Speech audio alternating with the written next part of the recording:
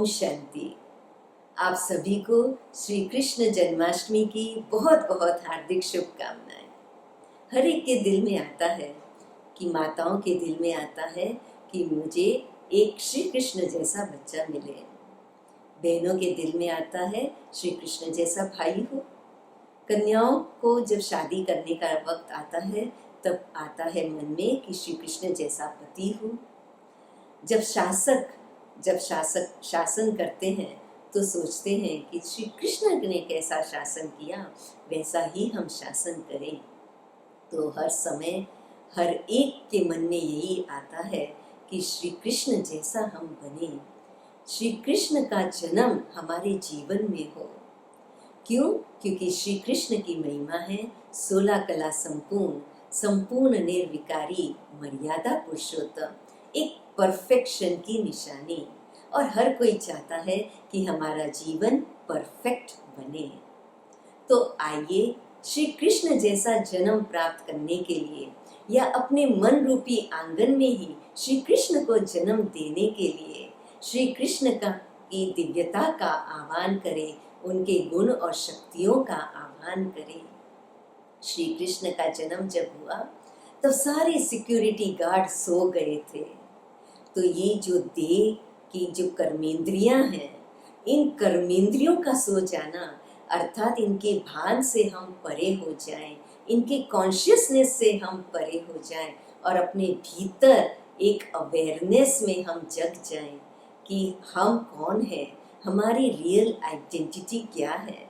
हमारी real identity ये शरीर नहीं, ये इंद्रियां नहीं, लेकिन इन इंद्रियों से परे हम एक चेतन शक्ति आत्मा है। और हम आत्मा के मूल संस्कार है खुशी, आनंद, प्रेम, शांति, पवित्रता, जो श्री कृष्ण के गुण हैं, जो श्री कृष्ण की शक्तियां हैं। तो जब हम अपने आत्मिक स्वरूप में स्थित हो जाते हैं तब हम अपने मन रूपी आंगन में श्री कृष्ण का आह्वान करते हैं, उनका जन्म देते हैं, उनको जन्म देते हैं, अर्थात खुशी आनंद को जन्म देते हैं।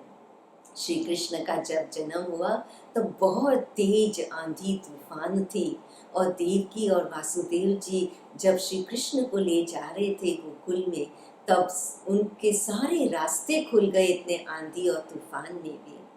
अर्थात जीवन में कितने भी आंधी तूफान जैसी परिस्थितियां क्यों न आए, लेकिन जब हम अपने मूल आत्मिक गुणों में स्थिर रहते हैं और परमपिता परमात्मा से जब हमारा बुद्धि योग रहता है तब इन सारे जो भी आंधी तूफान जैसी परिस्थितियां हैं उनमें भी हमारे मार्ग खुल जाते हैं, हमें सल्यूशन समाधान नजर आने लगते हैं। सारे बंधन रूपी ताले टूट जाते हैं, सारी बंधन रूपी बेड़ियां टूट जाती हैं। कौन से बंधन? नकारात्मक संकल्पों के बंधन, पुराने स्वभाव संस्कार के बंधन जो हमें बंधे रखे हैं कि हम जो सोच रहे हैं वही सही है, हमने जैसा सोचा वैसा ही होना चाहिए। तो इन जो एक्सपेक्टेशंस के बंधन हैं, नकारात्मक सेल्फ टॉक के जो बंधन हैं, ये सारे बंधनों से जब हम मुक्त हो जाते हैं तब श्री कृष्ण का जन्म होता है। तब हमारे जीवन रूपी आंगन में, हमारे मन रूपी आंगन में हम श्री कृष्ण का आह्वान कर सकते हैं। तो आइए श्री कृष्ण की दिव्यता का आह्वान करें, इन सारे बंधनों से मुक्त होकर, नकारात्मक बंधनों से मुक्त होकर सकारात्मक विचार अपने मन में उत्पन्न करें, सदा के लिए, हमेशा के लिए। श्री कृष्ण को बांसुरी बजाते हुए बताते हैं, कितनी सुंदर मधुर बांसुरी बजाते हैं, जो गोपियां अपना सुध बुध भूल करके उस बांसुरी की धुन में नाचना शुरू कर देती हैं। तो बांसुरी में कितने छेद होते हैं ना। तो ऐसे ही जीवन भी एक बांसुरी की तरह है, चाहे विघन रूपी कितने भी छेद क्यों ना हो हमारे इस जीवन रूपी बांसुरी में, लेकिन हम मधुरता के सुख शांति की धुन जब हमेशा बजाते रहेंगे तो हमारे अंदर मन रूपी गोप गोपी नाचना शुरू कर देंगी, हमारे दिव्यता के संस्कार इमर्ज हो जाएंगे और हमारे जीवन में खुशियां ही खुशियां हो जाएगी। श्री कृष्ण को मक्खन चोर कहते हैं। अब वास्तव में देखा जाए तो मक्खन कैसे बनता है?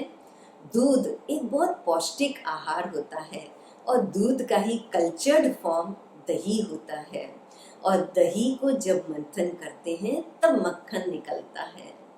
तो ऐसे ही दूध अर्थात स्वच्छता, निर्मलता, पवित्रता, प्यूरिटी को जब हम अपने जीवन में अपनाते हैं तो हमारे मन बुद्धि स्थिर हो जाते हैं पवित्रता के संस्कार में, श्रेष्ठता के संस्कार में।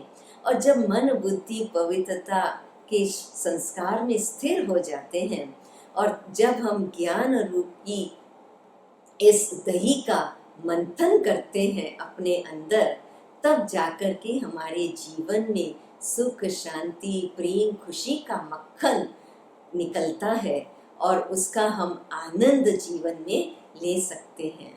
और ये सब हम कैसे करते हैं? बाहर शोर शराबा आदि करने की कोई दरकार नहीं है। बस शांति से मेडिटेशन में बैठकर साइलेंस में गुप्ती गुप्त अंदर ही अंदर अंतर्मुखी होकर के जब हम इस प्रकार से ज्ञान का मनन चिंतन करते हैं, तब कहते हैं हमने जैसे मक्खन चुराया, गुप्ती गुप्त मक्खन को खाया। अर्थात खुशी, अतीन्द्रिय सुख के झूले में हम झूलते रहते हैं। इसलिए श्री कृष्ण को झूले में झूलता हुआ दिखाते रहते हैं। खुशियों के, अतीन्द्रिय सुख के झूले में सदा हम झूलते रहें। परमात्मा की स्मृति में, परमात्मा के संग के झूले में सदा हम झूलते रहें। ये है श्री कृष्ण जैसा जन्म लेना, श्री कृष्ण जैसा जीवन बनाना। श्री कृष्ण के मुकुट पे मोर का पंख दिखाते हैं। श्री कृष्ण के मुकुट पे मोर का पंख दिखाना अर्थात मुकुटधारी बनना, अर्थात जवाबदारी का ताज पहनना। तो चाहे हम कोई भी रोल अदा कर रहे हैं, कोई भी हमारा रोल हो, माँ का, पिता का, बहन का, भाई का, एक इस दुनिया को चलाने का, चाहे प्राइम मिनिस्टर, प्रेसिडेंट, पॉलिटिशियन का, चाहे कोई भी प्रोफेशन हो, डॉक्टर का, वकील का, कोई भी हम रोल, चाहे बिजनेसमैन का हो, कोई भी रोल हम अदा कर रहे हैं, वो हर रोल को अदा करते हुए सोल कॉन्शियसनेस जो मोर का पंख का प्रतीक है, जब हम सोल कॉन्शियसनेस में रहेंगे अर्थात अपने मूल स्वभाव संस्कार में रहेंगे, तो बहुत ही हल्के होकर निमित्त भाव से वो रोल अदा करेंगे। तो पंख अर्थात हल्कापन, तो बहुत ही हल्के होकर एक गेम की तरह खेल खेल में वो रोल को अदा करना। टेंशन, स्ट्रेस नहीं लेना, लेकिन उस स्ट्रेस और उस प्रेशर्स को चैलेंज के रूप में लेकर के, जैसे श्री कृष्ण को बताते हैं कि शेष नाग को शैया बना दिया, अपना स्टेज बना दिया डांस करने का। तो ऐसे ही मन रूपी जो स्टेज है उसमें हम खुशी का डांस करते रहें, और चाहे कितनी भी नकारात्मक परिस्थिति हो, उस परिस्थिति को हम भी एक शैया, एक स्टेज बना दे अपने खुशी का डांस करने के लिए।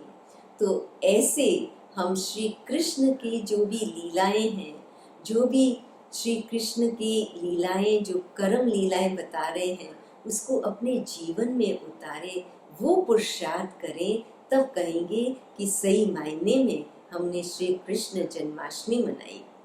श्री कृष्ण को हम बताते हैं युद्ध के मैदान में गाइड के रूप में, और यही गाइडेंस देते हुए, यही मार्गदर्शना देते हुए कि धर्म ही प्रधान है। कौन सा धर्म? धर्म अर्थात धारणा।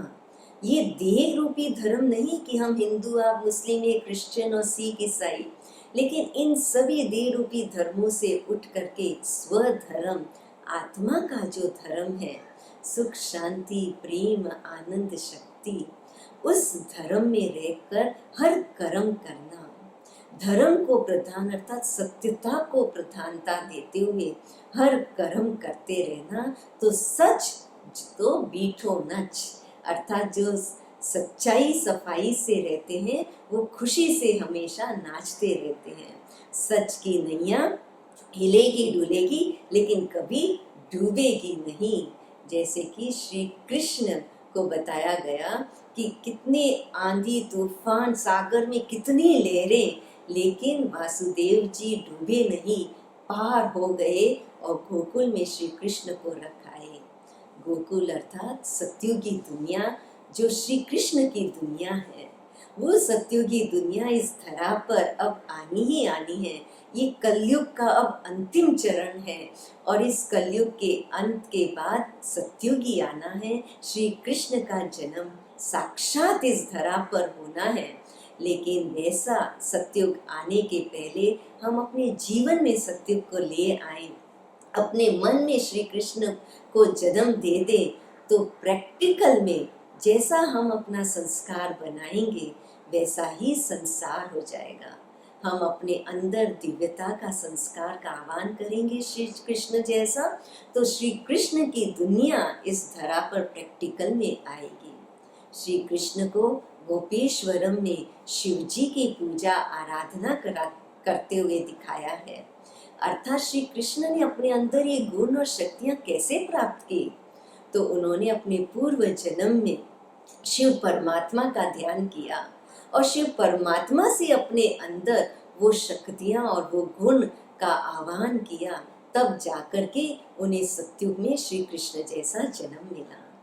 तो इसलिए आइए हम भी शिव परमात्मा का आह्वान करके अपने अंदर श्री कृष्ण के गुण और शक्तियों को धारण करें, अपने जीवन का लक्ष्य रख दें कि मुझे श्री कृष्ण जैसा बनना है।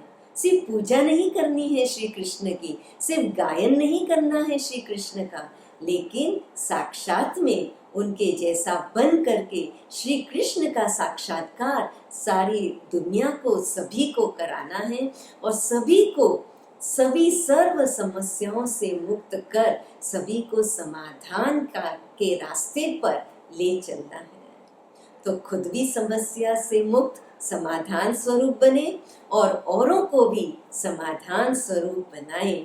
इसी लक्ष्य को लेकर के श्री कृष्ण के गुणों और शक्तियों का आह्वान करते हुए आइए आज हम बहुत धूमधाम से खुशी से संस्कारों का रास करते हुए आपस में हार्मनी का, श्रेष्ठ संस्कारों का, प्रेम के संस्कारों का रास करते हुए धूमधाम से प्रैक्टिकल में अपने जीवन में श्री कृष्ण जन्माष्टमी बनाएं। श्री कृष्ण को गोवर्धन पर्वत उठाते हुए बताया कि एक अंगुली श्री कृष्ण की, छोटी सी अंगुली श्री कृष्ण की, और उन्होंने आह्वान किया सभी को कि सभी अपनी एक एक अंगुली दें। ये कलयुगी रूपी गोवर्धन पर्वत उठाने के लिए शिव परमात्मा अभी हमारा आह्वान कर रहे हैं। शिव परमात्मा इस धरा पर अवतरित हो चुके हैं और कह रहे हैं कि इस कलयुगी रूपी पर्वत गोवर्धन पर्वत को उठाने के लिए सभी को एक हिम्मत का कदम उठाना है, और वो हिम्मत का कदम है अपने आत्मिक स्वस्थिति में स्थित हो जाना। जैसे हम अपने आत्मिक स्वस्थिति में स्थित हो जाएंगे तो गोवर्धन रूपी परिस्थिति को हम पार कर सकेंगे।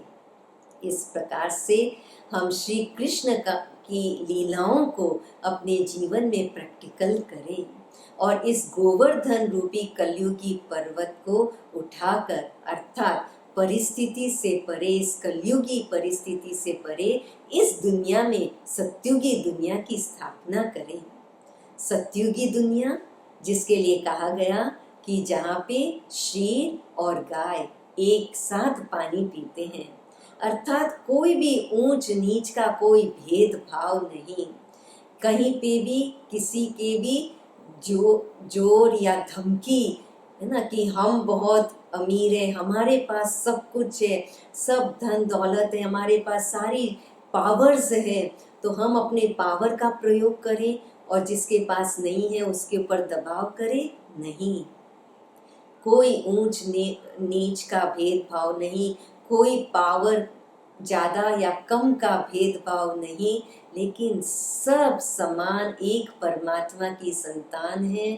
सभी प्रेम और शांति से एक साथ मिल करके रहें। घी दूध की नदियाँ जहाँ बहती हो, अर्थात भरपूरता का अनुभव करें, जहाँ प्रकृति भी बहुत सुखदायी है, अर्थात पेड़ पौधे भी मीठे मधुर फल दे रहे हैं, टेस्टी फल देते हैं, और साथ साथ जहाँ कोई भी अकाले मृत्यु नहीं, कोई दुख दर्द शोक नहीं, अर्थात कि सदैव जहाँ बाहरी मौसम है और सब सदैव मुस्कुराते हुए सुखदायी होकर के रह रहे हैं और संस्कारों का रास करते हुए खुशी में नाच रहे हैं।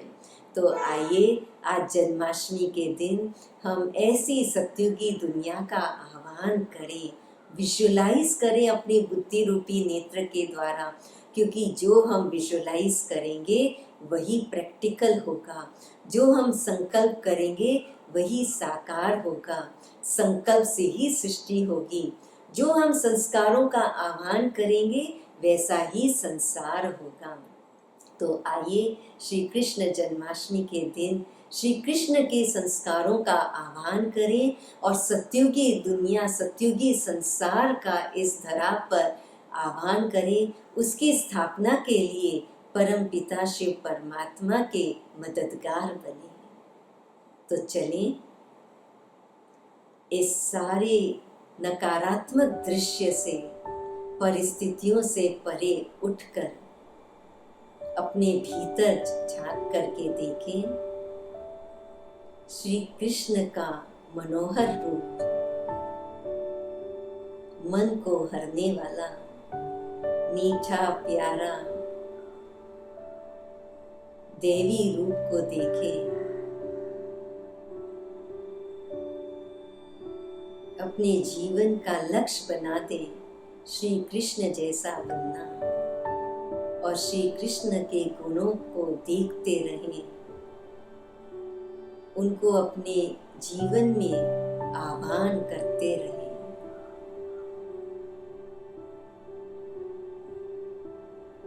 श्री कृष्ण के प्रेम स्वरूप को देखें, निस्वार्थ प्रेम।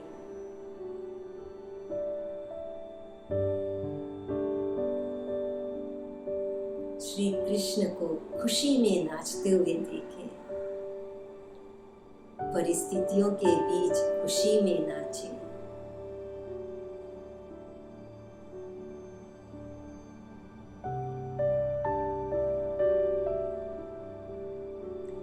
अतीन्द्रिय सुख के झूले में झूले।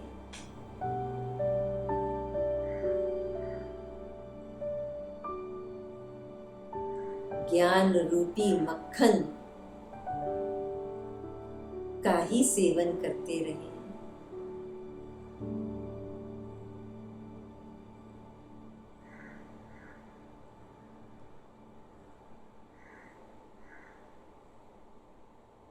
सुख शांति मधुरता की बांसुरी बजाते रहें।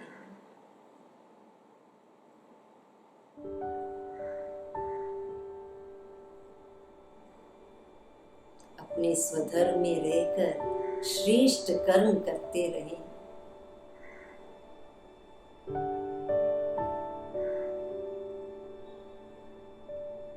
देह सहित सर्व बंधनों से मुक्त, नष्टो मोहाबन, निश्चय बुद्धि विजयी बने।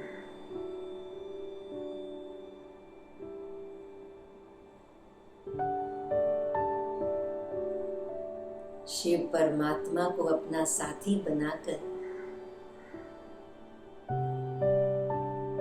साक्षी होकर अपने दिव्यता के संस्कारों का रास करते रहे।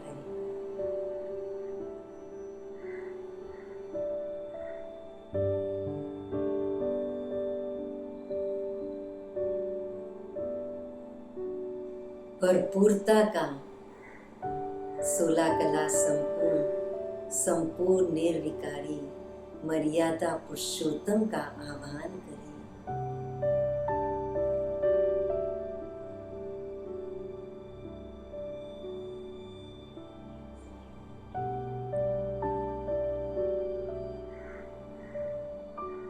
चारों तरफ बाहरी प्रकृति का आह्वान करें। प्रकृति कितनी सुखदायी है।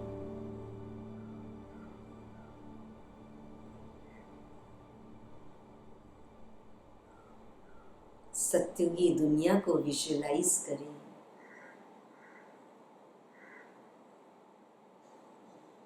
कोई दुख नहीं, कोई गम नहीं, कोई शोक नहीं, कोई रोग नहीं।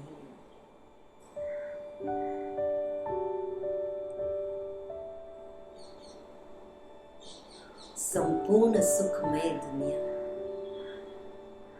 हमारा जन्मसिद्ध अधिकार है।